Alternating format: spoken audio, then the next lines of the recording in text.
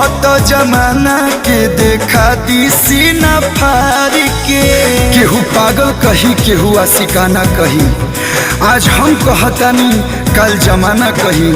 अरे तू भले केहू और के हो जा, लेकिन हमके लोग तहरे दीवाना कही। दिल में निशानी रखले बानी तोहरा प्यार के, कहत जमाना के देखा दी सीना फाड़ के।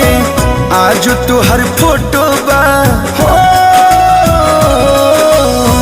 आज तोहर फोटो बा करे जहवा में टांगल।